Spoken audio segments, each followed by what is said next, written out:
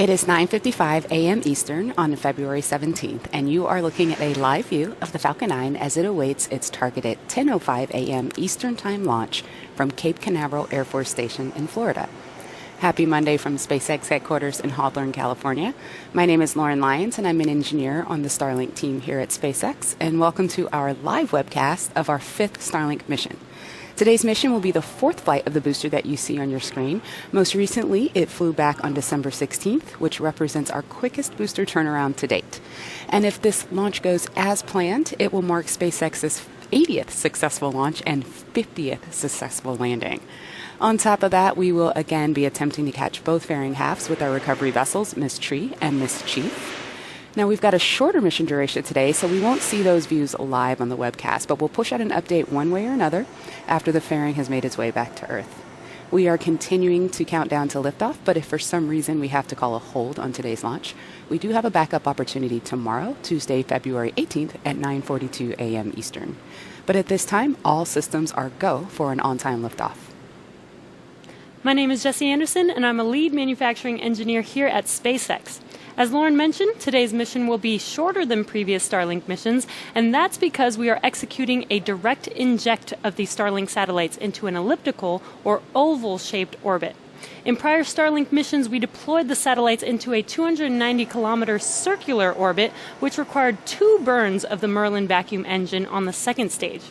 Keep in mind the stack of 60 Starlink satellites combined is one of the heaviest payloads we fly, so putting them directly into this orbit requires more vehicle performance and makes recovery more challenging.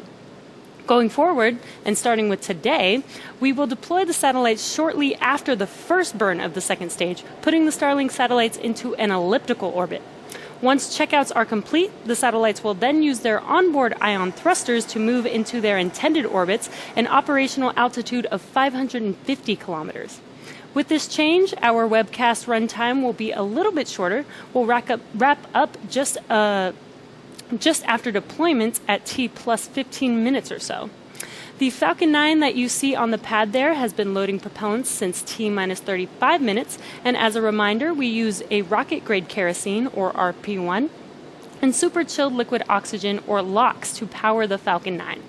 Currently, our RP1 is nearly fully loaded on the first stage, which is the bottom 2/3 of the vehicle that you see there on your screen, and that top 1/3 is our second stage, and at this time, the second stage is fully fueled with RP1. LOX loading is underway on both stages, and will continue to be topped off right until the last minute of the countdown. The stack of 60 satellites is safely enclosed inside of the 17-foot diameter payload fairing, and there you can see on your screen is the flat stacked satellites. There is the fairing at the top of the vehicle, that pointed enclosure there. And once we reach the vacuum of space, we will deploy the fairing as the second stage continues on its way to its final orbit. As for weather, we had some rough weather over the weekend, but so far today weather is looking good for an on-time launch. We will continue to monitor this all the way down to T-0. The Air Force range is prepared to support today's mission. So with that, the vehicle, satellites, weather, and range are all looking good for an on-time liftoff just a few minutes from now.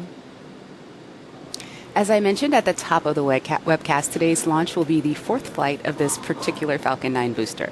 This booster previously flew on a Dragon resupply mission, CRS-17, which flew to the space station in May of 2019, followed by CRS-18 in July 2019, and most recently a commercial satellite launch on December 17th, 2019.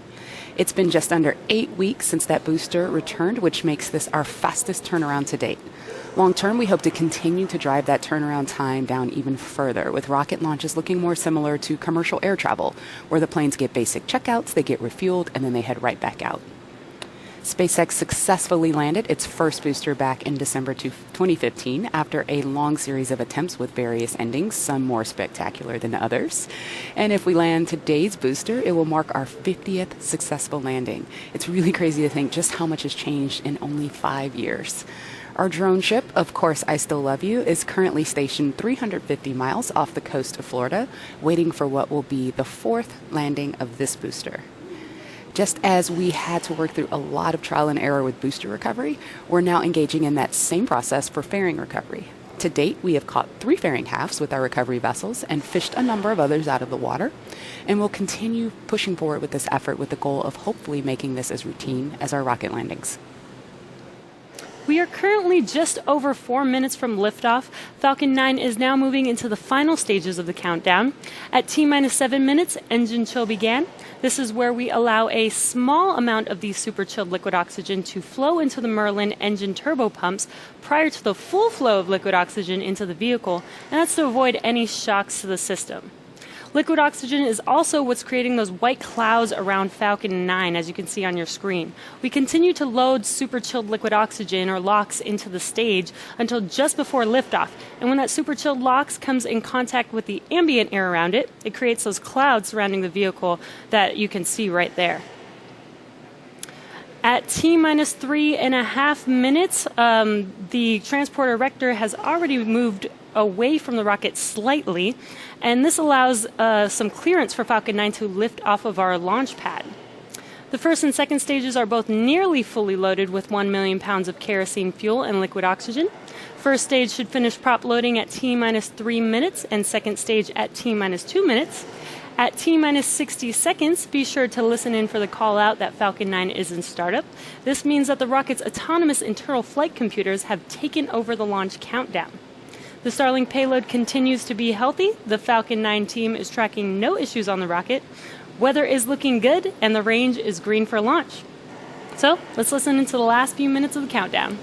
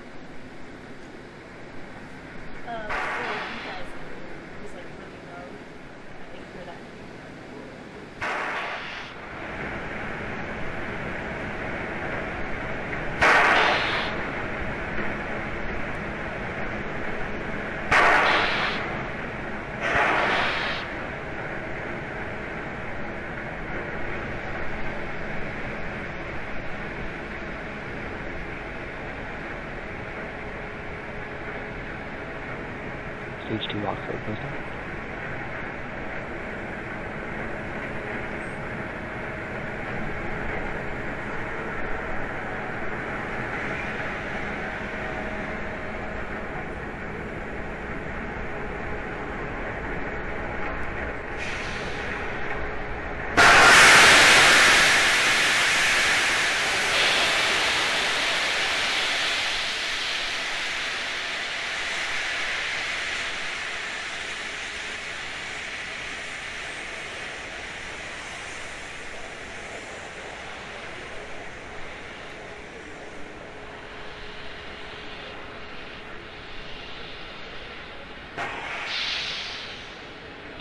Falcon 9 from startup.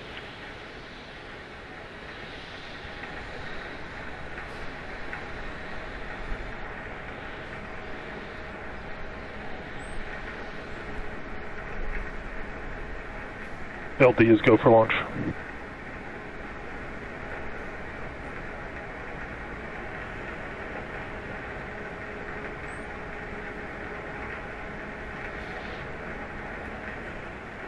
T-minus 30 seconds.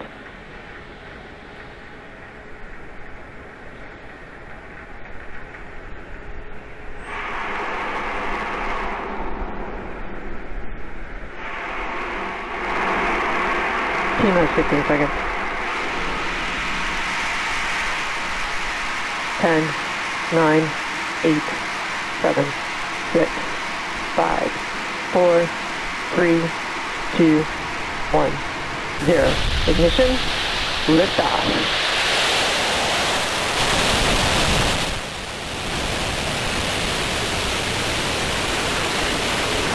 Falcon 9's pushing downrange. Stage 1 propulsion is nominal.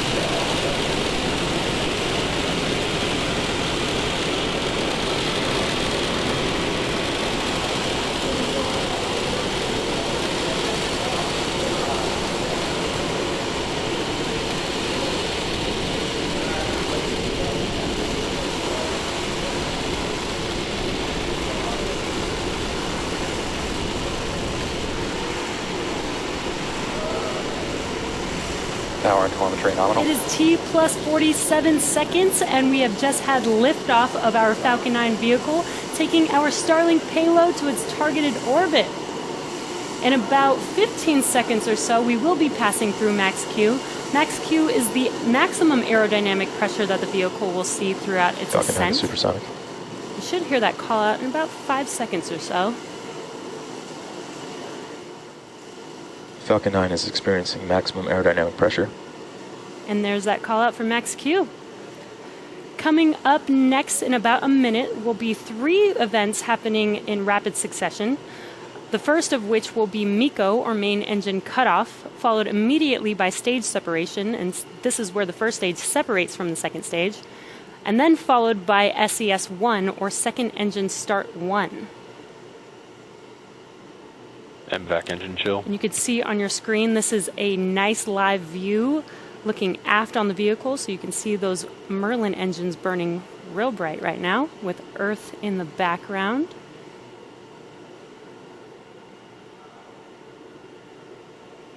And we're just about 30 seconds away if you're just now joining us. The next 3 events coming up will be MECO, or main engine cutoff, stage separation, and SES-1, second engine start 1.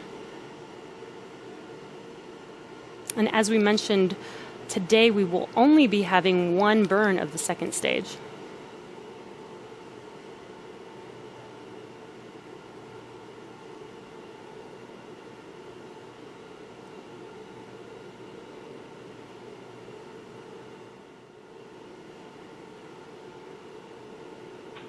MECO. Stage separation confirmed. And there we've just had MECO, Acquisition main engine Bermuda. cutoff, and stage separation. MVAC ignition.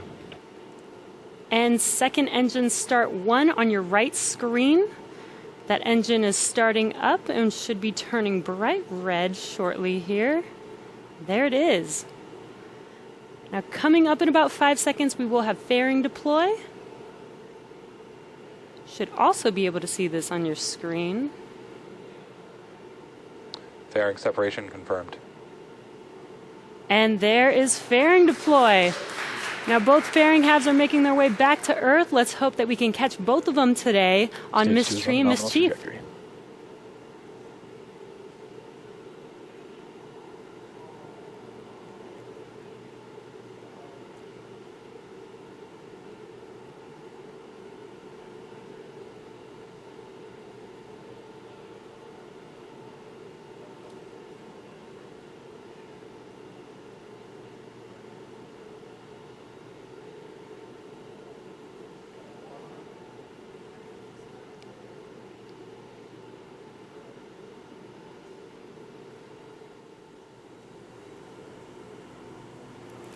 Okay, stage 2 continues to burn nominally with those 60 Starlink satellites up on top, while stage 1 begins its descent down to the drone ship. So coming up very soon, we're going to have a few events on stage 1. The first is the entry burn. That's coming at up about T plus 6 minutes and 48 seconds or so. That's where 3 of the M1D engines are going to reignite. And what they do is they slow the first stage down as it re-enters the upper part of the Earth's atmosphere. That burn's going to go for about 20 seconds until you hear the call out, stage 1 entry burn end. About a minute and a half after the conclusion of that entry burn will be the landing burn. Now that's where we reignite the center E9 engine on the bottom of Falcon 9 on that first stage. And what that does is then slows the vehicle down to 0 velocity as those landing legs are deploying and hopefully placing this stage on the drone ship for the 4th time and hopefully marking the 50th successful landing of a Falcon 9 booster.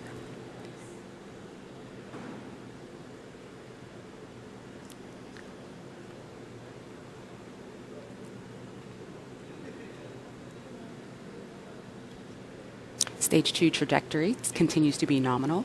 We're hearing that MVAC power is good, and everything is looking really awesome.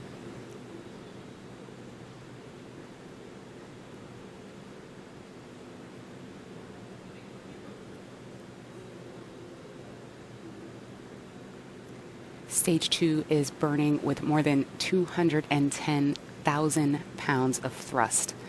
And the 60 satellites that are on top of that second stage are going to join the previous batches of Starlink satellites already in orbit, further filling in our constellation, which gets us another step closer to providing high-speed, low-latency internet access to people on that beautiful blue planet right there, targeting places where broadband connectivity options like fiber are too expensive or unreliable or even sometimes completely unavailable.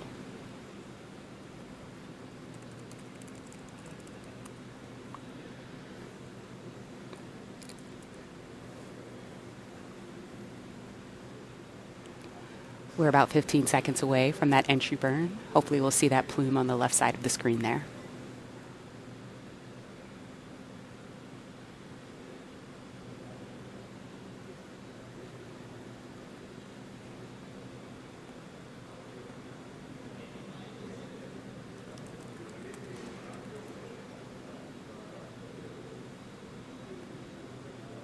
Stage 1 FTS is saved. Stage 1 entry burn has started. And as you can see, that entry burn has begun. Fairing vessels have AOS. We lost the downlink there just for a second, but hopefully we'll get it right back soon.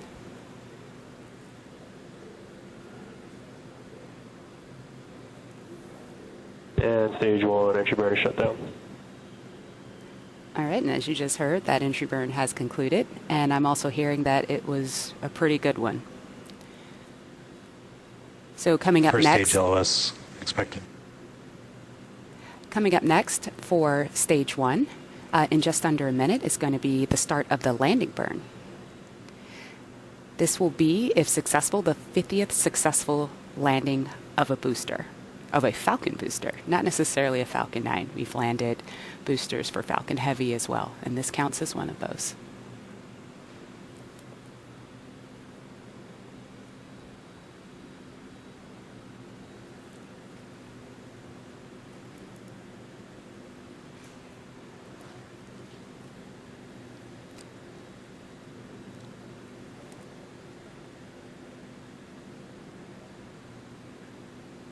Okay, we're a little over 10 seconds away from that landing burn start. Meanwhile, stage 2 continues Stage to 2 is perform enter normally. terminal guidance. Stage 1 landing burn has started. All right, let's see what we can see here on the left side of the screen. It's a beautiful day out there.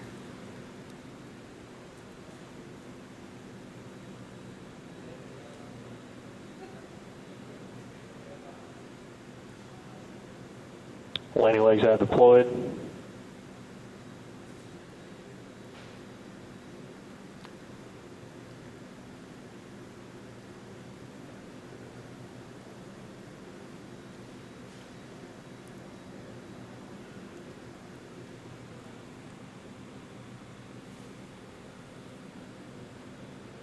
Impact shutdown.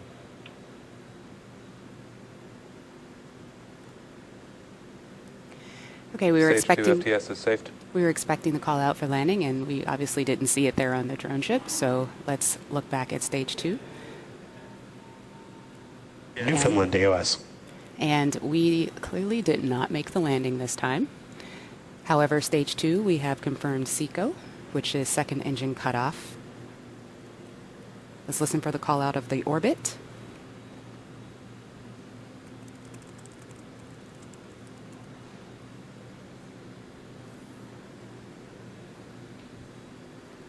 Cape LOS expected.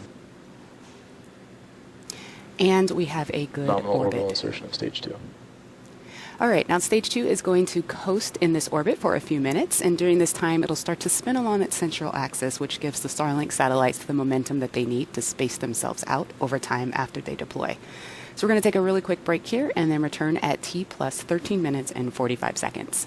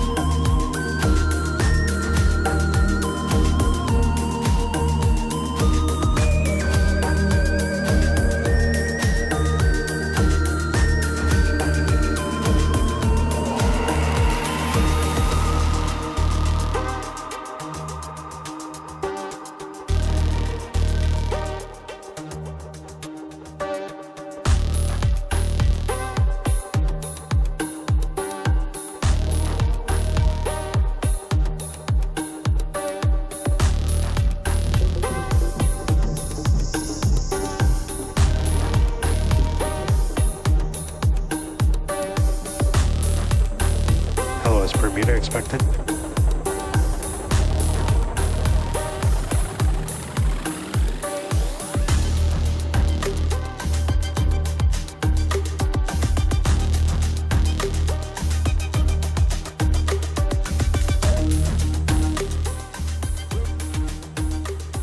Welcome back to the webcast. For those of you who follow Starlink missions, you know our satellites are flat packed, so there's no dispenser.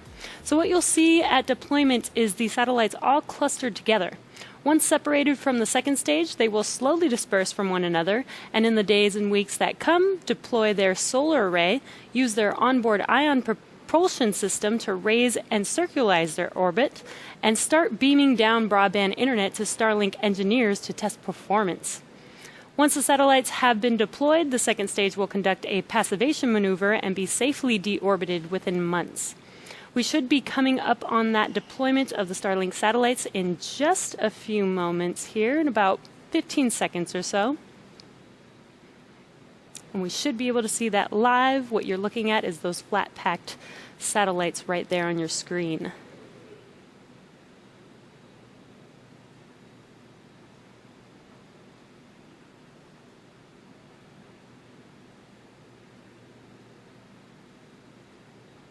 We lost that live view, but it should be coming back here shortly.